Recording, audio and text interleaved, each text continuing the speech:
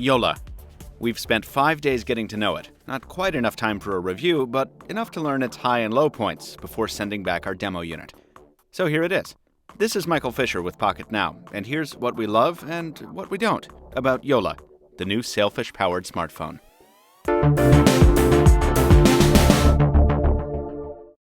This device's story is much more about software than hardware, so let's talk a little about the Sailfish OS.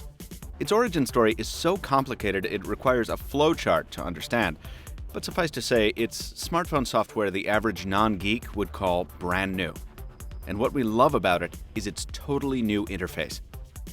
Sailfish is vertically oriented, so you start with a lock screen, which you get to by a reliable and consistent double tap, and beneath that, and an intermediate screen, is space for your active apps. These are a lot like BlackBerry 10 cards, except they remain active in minimized form and even provide quick actions in some situations, letting you jump right into a particular app function. This vertical layout is logical, and it provides the opportunity to implement menus in a whole new way. Often, accessing more options is just a matter of pulling down on a screen, exposing an elastic list of shortcuts above. And sometimes, forward and back motions can be made simply by swiping left or right. Notifications are also just a swipe away, and the trigger gesture for that is down at the bottom of the screen, which makes so much more sense than Android or iOS's top-mounted notification drawers. Sailfish also brings some excellent account integration that recalls the WebOS Synergy features from years ago. Toss in your Google account credentials, and in no time, you're chatting in Hangouts. No app required. Same for Twitter notifications. Finally, you can clad the whole thing in the color of your choice with the platform's ambiance feature, since mimicked by iOS 7. So, Sailfish is customizable, in addition to being smart in the way that a phone OS should be.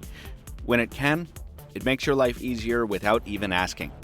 The hallmark of any solidly designed platform. But controlling that platform on a day-to-day basis gets a little dicey, mainly thanks to the gesture-based OS. We love gestures when they work, and here they do often. The swipe down to lock motion especially is nice, but swiping in from the bezel to go back home, it just doesn't feel right. Not with years of conditioning to expect the home button or home gesture at the bottom. And the inconsistency of the back and forward gestures is pretty annoying. Sometimes they're there and sometimes they're not. So the result is a confusing experience overall, at least for veterans. Jolla told us about a grandmother who adapted pretty quickly, though, so your mileage may vary if you're a first-time smartphone user. More generally speaking, a lot of Sailfish just seems undercooked. The Amazon and Yandex app stores help close the app gap with Android titles, but both the Android apps and the stores themselves crash a lot. If you use two-step Google integration, you constantly get kicked out of your accounts, requiring re-registration. The browser has trouble with some websites. The keyboard feels smaller than it really is, and its autocorrect is rudimentary, and so on. We can forgive a lot of this because the platform's still technically in beta, and it's also meant for tinkerers and people for whom just being different is enough. But Sailfish has a lot of room for improvement.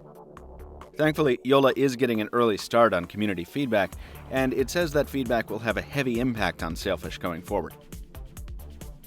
You'll be running that software on the same hardware for a while, and on the good side, we hear no complaints from folks we talk to on Jolla. While noise cancellation could use some improvement, voice calls are clear for the most part. Jolla's unique design is fun to trot out in public, and demoing the functionality of the other half is a particular high point. It's a simple trick for a phone to recognize the color of a snap-on component and adjust its software to match, but it's still a big crowd pleaser. And that's only going to get better as more other half modules become available.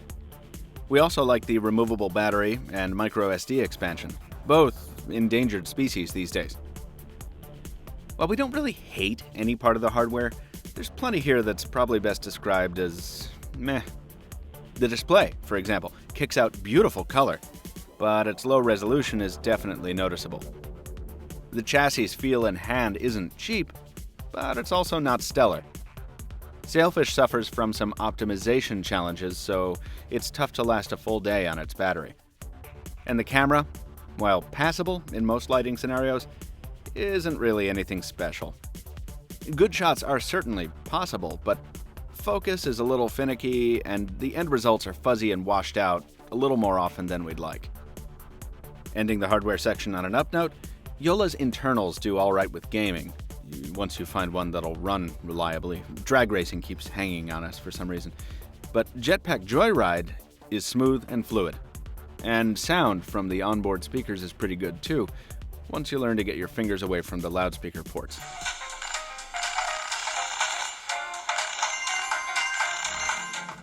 As we wrap up, we'll remind you that this is not a full review. Jolla isn't built for the market we're testing it in, and it's being updated all the time. Again, it's very much a beta product, something the company makes clear on its specs page. So if your goal is to get something new and fresh at all costs, and the idea of being part of a small but passionate community with the ability to affect the platform's future appeals to you, your €399 will be well spent. If you're a more traditional consumer, though, Jolla probably isn't for you.